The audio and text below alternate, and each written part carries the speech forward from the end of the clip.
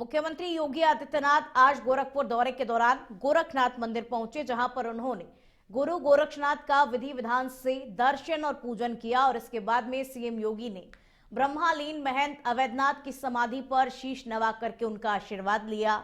इस दौरान मंदिर परिसर में मुख्यमंत्री के आगमन पर बड़ी संख्या में श्रद्धालु मौजूद रहे। वहीं प्रशासनिक अधिकारी भी तैनात रहे और इस दौरान पूरे मंदिर परिसर में सुरक्षा के कड़े इंतजाम किए गए थे। और वहीं शाम करीब 4 बजे निर्माणाधीन गोरखपुर पिपराइच 4 लेन मार्ग का निरीक्षण करेंगे। सड़क निर्माण की प्रगति का हाल जानने के बाद में सीएम योगी राप्ती नगर और मोहरीपुर में स्थित रैन बसेरे का निरीक्षण कर जरूरतमंदों में कंबल वितरित करेंगे, क्योंकि इस वक्त सर्दी बहुत ज्यादा है। इसलिए जो भी जरूरतमंद लोग हैं, रैन बसेरे में जो लोग रह रहे हैं, उन्हें कंबल का वितरण किया जाएगा। मुख्यमंत्री योगी आदित्यनाथ गोरखपुर दौरे पर पहुंचे हुए हैं और यहां पर सड़कों का हाल भी वो जानेंगे। सबसे पहले उन्होंने गोरखनाथ मंदिर में विधि विधान से पूजा अर्चना की, देश की सुख और समृद्धि की कामना उन्होंने की और इसके बाद में अब जो भी जरूरतमंद लोग हैं उन्हें कंबल का वितरण किया जाएगा।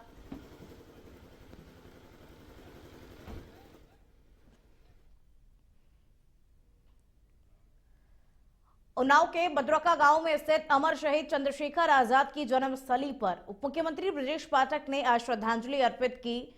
उन्होंने शहीद की प्रतिमा पर माल्यार्पण कर दीप प्रज्वलित किया और बच्चों द्वारा प्रस्तुत सांस्कृतिक कार्यक्रमों का अवलोकन किया। मंच पर क्षेत्रीय विधायक और भाजपा जिला अध्यक्ष सहित अन्य जनप्रतिनिधियों ने उनका पुष्प गुच्छ देकर के स्वागत किया। अपने संबोधन में उप मुख्यमंत्री ने कहा कि उन्नाव ने देश को महान स्वतंत्रता सेनानी दिए हैं और चंद्रशेखर आजाद का योगदान अविस्मरणीय है। उन्होंने प्रधानमंत्री मोदी के नेतृत्व में आतंकवाद के खिलाफ देश की नई नीति की सराहना करते हुए कहा कि अब सैन्य अभियानों और एयर स्ट्राइक के जरिए करारा जवाब दिया जा रहा है। कार्यक्रम में बड़ी संख्या में स्थानीय लोग, जनप्रतिनिधि और अधिकारी मौजूद रहे। तो मुख्यमंत्री ने स्वतंत्रता सेनानियों को याद किया, आतंकवाद के खिलाफ भारत की नई नीति की सराहना भी की। डिप्टी सीएम ब्रजेश पाठक ने चंद्रशेखर आजाद को श्रद्धांजलि भी दी, उनकी प्रतिमा पर माल्यार्पण भी किया और इसकी कुछ झलकियां इस वक्त आपकी टीवी स्क्रीन पर। बच्चों के सांस्कृतिक कार्यक्रम का भी अवलोकन उप मुख्यमंत्री ने किया। आप जानते हैं कुछ दिग्भ्रमित युवा हैं जो इस प्रकार की बयानबाजी कर रहे हैं, इसको कतई स्वीकार नहीं किया जाएगा। देश के नौजवान ऐसे लोगों को मुंहतोड़ जवाब देंगे और कड़ी से कड़ी सजा उन्हें कानून के तहत मिलनी चाहिए। इसकी जितनी भी निंदा की जाए कम है। जिस थाली में खाएंगे उसी में छेद करेंगे। ऐसे लोगों को कड़ी से कड़ी सजा मिलनी चाहिए। महोबा में जिला निर्वाचन अधिकारी ने विधानसभा मतदाता सूची की ड्राफ्टिंग साझा की और प्रेस वार्ता में जानकारी दी कि एसआईआर प्रक्रिया के बाद 85,352 मतदाताओं के नाम मतदाता सूची से हटाए गए हैं और जिले में अब कुल 6,01,607 मतदाता हैं, जिनमें से चरखारी विधानसभा में 3,18,206 और महोबा सदर विधानसभा में 2,83,401 मतदाता शामिल हैं और साथ ही हटाए गए मतदाताओं में 14,948 मृतक, 29,828 अनुपस्थित और 35,447 शिफ्ट किए गए, 4,937 डुप्लीकेट और 165 अन्य श्रेणी के मतदाता है। अधिकारी ने बताया कि 6 फरवरी तक क्लेम किया जा सकता है और 27 फरवरी तक नोटिस जारी रहेगा और साथ ही 18 वर्ष के हो चुके युवक और युवतियों को फॉर्म भरकर दस्तावेज जमा कराना अनिवार्य होगा। तो जिसको भी इस सूची से आपत्ति है वो 6 तारीख तक आपत्ति दर्ज करवा सकता है वेबसाइट पर जाकर के। और जिले में अब कुल 6,01,607 मतदाता हैं। कुछ लोगों के नाम भी हटा दिए गए हैं। यहाँ टोटल आज की जो ड्राफ्ट इलेक्टोरल रोल पब्लिश्ड है उसमें 6,01,607 वोटर्स आइडेंटिफाइड हैं और इसमें महोबा जो विधानसभा है उसमें 2,83,401 वोटर्स हैं और चरखारी विधानसभा में 3,18,206 वोटर्स हैं। तो टोटल महोबा में 6,01,607 वोटर्स हैं। इसमें जो पिछले माह एक्सरसाइज की गई है उसमें टोटल 85,352 मतदाता ऐसे हैं जो अनकलेक्टेबल श्रेणी में मार्क हुए हैं। मुरादाबाद में अंतर्राष्ट्रीय हिंदू परिषद के संस्थापक डॉक्टर प्रवीण तोगड़िया ने कार्यकर्ताओं को संबोधित करते हुए हिंदू सुरक्षा का बड़ा संकल्प लिया। उन्होंने बांग्लादेश में हिंदुओं पर हो रहे हमलों पर चिंता जताई और भारत की आंतरिक सुरक्षा को लेकर तीखे तेवर दिखाए। तोगड़िया ने कहा कि हिंदुओं का बहुमत सुरक्षित रहने पर ही देश और लोकतंत्र सुरक्षित रह सकता है और उन्होंने शिक्षा, रोजगार, स्वास्थ्य और किसानों के हित को हिंदू राष्ट्र का आधार बताया। सम्मेलन में उन्होंने मुरादाबाद समेत पूरे देश में 1 लाख हनुमान चालीसा केंद्र स्थापित करने की योजना की घोषणा भी की, जो धार्मिक और सुरक्षा केंद्र के रूप में कार्य करेंगे। तो प्रवीण तोगड़िया ने कार्यक्रम को संबोधित किया, कार्यकर्ताओं को हिंदू सुरक्षा के निर्देश भी दिए। बांग्लादेश में हिंदुओं पर जो हमले हो रहे हैं उसको लेकर के भी चिंता जताई और ये कहा कि बांग्लादेश में हिंदुओं के साथ में जो अत्याचार हो रहा है वो अत्याचार नहीं होना चाहिए। इसको लेकर के भारत सरकार को कड़ी से कड़ी कार्रवाई करनी चाहिए।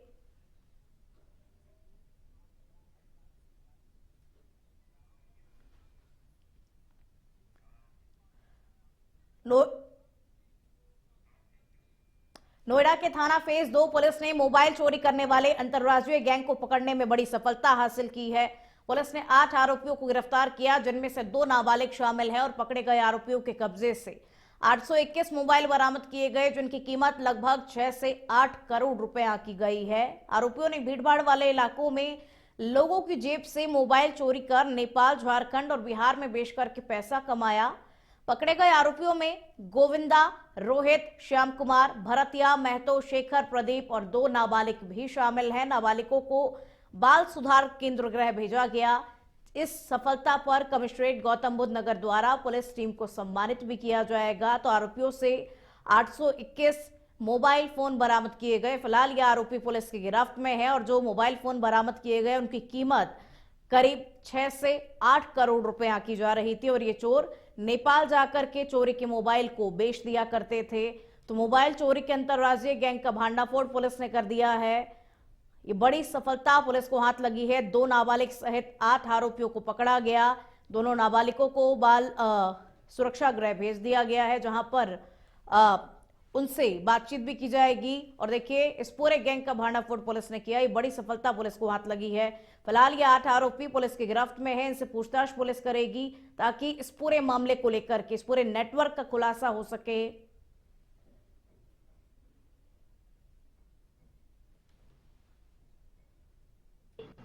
लोगों को अभिरक्षा में लिया गया है।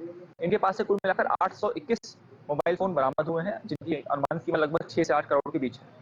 ये लोग इनमें से 8 में से 7 लोग मूल रूप से झारखंड के निवासी हैं और ये लोग 2-3 महीने के लिए यहाँ पर आते थे और नोएडा एनसीआर के अलग अलग क्षेत्रों में पीजी में या अलग अलग तरह के मकानों में रहते थे और एक गैंग की तरह काम करते थे। ये लोग लोकल मार्केट, साप्ताहिक मार्केट और सब्जी मार्केट में जब लोग सामान लेने जाते थे और जैसे ही वो ध्यान उनका हटता था, तुरंत उनकी जेब से, उनके पर्स से लोग फोन निकाल लेते थे और तुरंत एक दूसरे को पास ऑन कर देते थे, ताकि अगर इन पे किसी को शक ना हो भी तो भी इनके पास से। श्रावस्ती के कोना थाना क्षेत्र में कंजडवा सड़क पर ई रिक्शा और बाइक की जोरदार टक्कर में बाइक सवार 2 युवक घायल हो गए। घटना की सूचना मिलने पर एम्बुलेंस मौके पर पहुंची और दोनों घायलों को प्राथमिक उपचार के लिए सीएचसी इकोना ले जाया गया। उपचार के दौरान एक घायल की हालत नाजुक पाई गई, जिसे बहराइच मेडिकल कॉलेज रेफर कर दिया गया। पुलिस ने हादसे की जानकारी लेकर जांच पड़ताल इस पूरे मामले को लेकर के शुरू कर दी है। तो ई रिक्शा और बाइक में आपस में टक्कर हो गई। पुलिस अब इस मामले को लेकर हर एक पहलू से जांच पड़ताल कर रही है। जो घायल है उन्हें अस्पताल में भर्ती करवाया गया। 2 युवक इस हादसे में घायल हुए। बाइक सवार युवक दोनों घायल हो गए, जिन्हें अस्पताल में तुरंत भर्ती करवाया गया। एम्बुलेंस मौके पर पहुंची, उसके बाद में युवकों को अस्पताल में भर्ती करवाया गया और इस वक्त युवकों का बेहतर उपचार किया जा रहा है। और अब खबर पीलीभीत से है, जहां थाना करेली क्षेत्र के लिलहर गांव में चाचा की हत्या के मामले में वांछित चल रहे आरोपी भतीजे ज्ञानेंद्र को पुलिस ने गिरफ्तार कर चालान कर दिया है। पुलिस के अनुसार 14-15 दिसंबर की रात नक्षत्रपाल ने अपनी पत्नी राधा देवी और बेटे ज्ञानेंद्र के साथ मिलकर जमीनी विवाद के चलते अपने छोटे भाई हंसराज की हत्या कर दी थी और शव को घर में ही गड्ढा खोद करके दफना दिया था। इस मामले में मृतक के बड़े भाई पृथ्वीराज सिंह की तहरीर पर दोनों के खिलाफ हत्या का मुकदमा दर्ज किया गया था और पुलिस ने पहले शव बरामद कर पोस्टमार्टम कराया और 27 दिसंबर को नक्षत्रपाल व उसकी पत्नी को गिरफ्तार कर जेल भेज दिया गया। तीसरे आरोपी ज्ञानेंद्र की गिरफ्तारी सिंगीपुर से निगोही जाने वाले मार्ग से की गई। करेली थाना अध्यक्ष विपिन शुक्ला ने गिरफ्तारी की पुष्टि करते हुए बताया कि मामले की जानकारी प्रेस नोट के माध्यम से दे दी गई है। बदायूं से है, जहां दातागंज कोतवाली क्षेत्र के पापड़ हमजापुर गांव में महिला की हत्या और लूट की सनसनीखेज वारदात का पुलिस ने खुलासा कर दिया है। पुलिस ने इस मामले में 2 सगे भाइयों हिमांशु और शिवम गुप्ता को गिरफ्तार कर लिया है। आरोपियों के कब्जे से लूटी गई 1,10,000 रुपए नगद, चांदी के आभूषण और 2 मोबाइल फोन बरामद किए गए हैं। ये घटना 2 जनवरी को हुई थी, जब आरोपियों ने चोरी के इरादे से घर में घुसकर महिला की हत्या कर लूट की वारदात को अंजाम दिया था। पूछताछ में आरोपियों ने बताया कि वो अपने चाचा से पैसे मांग रहे थे और मना करने पर उन्होंने वारदात की योजना बनाई। एसएसपी ब्रजेश सिंह ने बताया कि आरोपी हिमांशु लगातार पुलिस को गुमराह करता रहा, लेकिन कड़ाई से पूछताछ में उसने अपना अपराध कबूल कर लिया। तो दातागंज थाना क्षेत्र में हत्या कर लूट की वारदात को अंजाम आरोपी ने दिया था, लेकिन पुलिस ने भी सतर्कता दिखाई और आरोपी को गिरफ्तार कर लिया। 2/3 की रात्रि में थाना दातागंज के पापड़ हमजापुर में एक घटना घटित हुई, जिसमें कि हत्या करके लूट की गई थी। इस संबंध में अभियोग पंजीकृत कर 3 लोग नामजद किए गए थे। 4 टीमें इसमें लगाई गई थी, जिनके द्वारा लगातार प्रयास किया गया। तो 2 लोगों की गिरफ्तारी आज हुई है, जिनसे 1,10,000 रुपये नगद और चांदी के 1 किलो से ऊपर आभूषण और सोने का 25 ग्राम के लगभग आभूषण बरामद हुआ है। 2 मोबाइल इसमें बरामद हुए हैं। 48 घंटे के अंदर चारों टीमों ने मिलकर इस घटना का खुलासा किया है। इसके लिए मैं टीम को 25,000 रुपये के नगद पुरस्कार की। श्रावस्ती जिले से एक बार फिर विवाहिता की संदिग्ध मौत का मामला सामने आया। इकोना थाना क्षेत्र के बेलकर अहिरनपुरवा गांव में बुधवार सुबह एक विवाहिता का शव घर के अंदर साड़ी के फंदे से लटकता हुआ मिला, जिससे इलाके में सनसनी फैल गई। सूचना मिलने पर मौके पर पुलिस पहुंची। पुलिस ने शव को कब्जे में लेकर पोस्टमार्टम के लिए भेज दिया और वहीं मृतका के मायके पक्ष ने दहेज उत्पीड़न और हत्या का आरोप लगाया है। पुलिस का कहना है कि मामले की जांच की जा रही है और पोस्टमार्टम रिपोर्ट आने के बाद में आगे की कार्रवाई की जाएगी।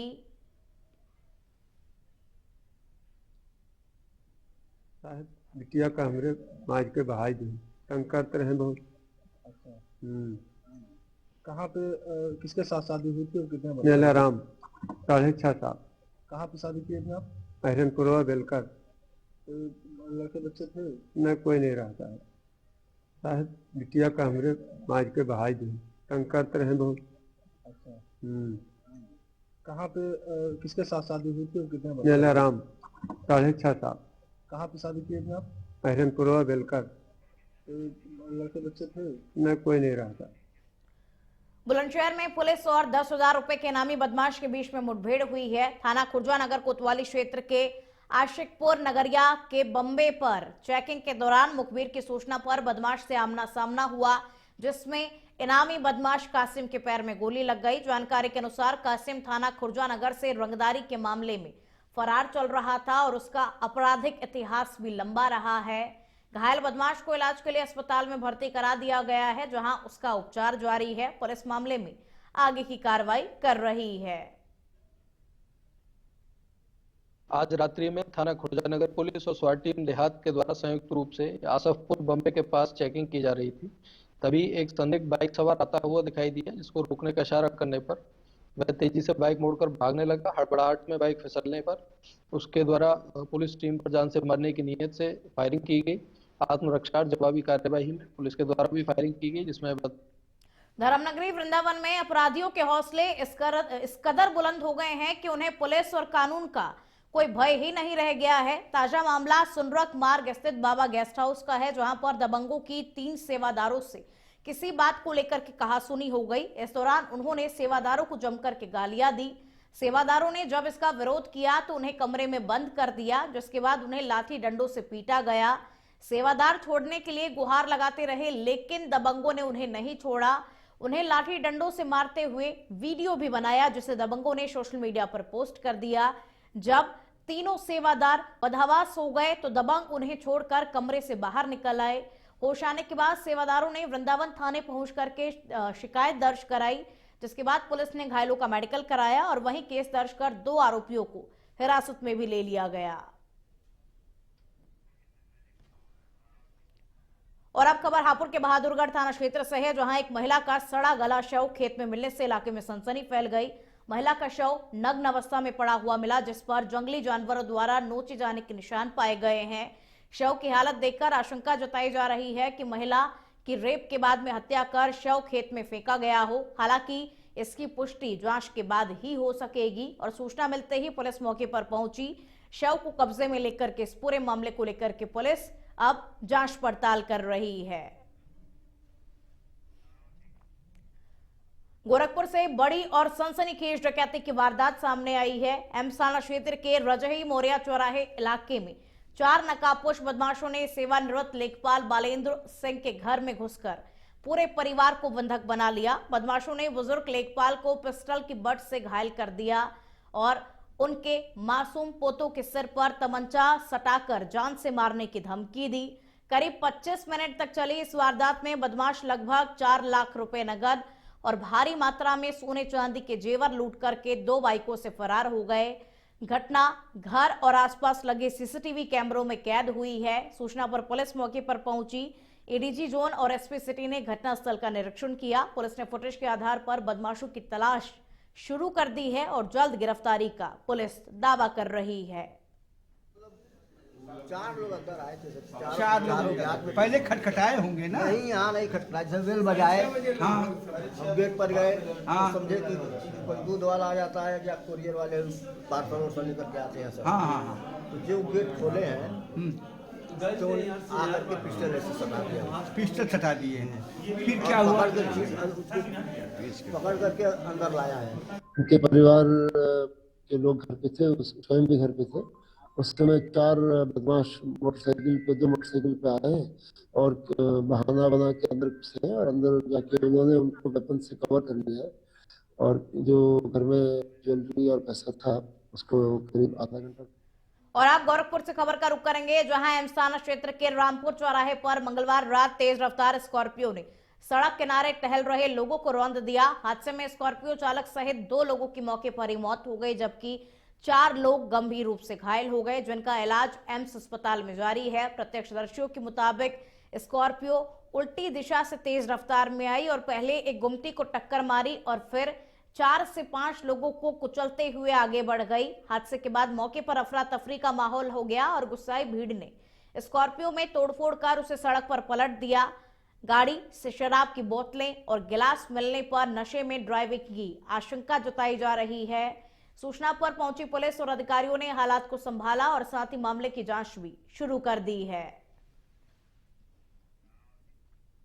और अब खबर सिद्धार्थनगर से है, जहां जोगिया विकासखंड स्थित खेतवाल मिश्र गौशाला से गौवंश संरक्षण की शर्मनाक तस्वीरें सामने आई है, जिनका वीडियो सोशल मीडिया पर जमकर के वायरल हो रहा है।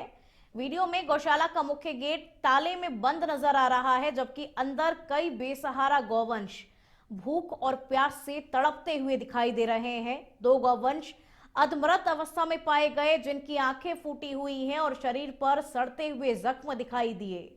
आरोप है कि कई दिनों से ना तो चारा दिया गया और ना ही पानी या फिर पशु चिकित्सा सुविधा उपलब्ध कराई गई।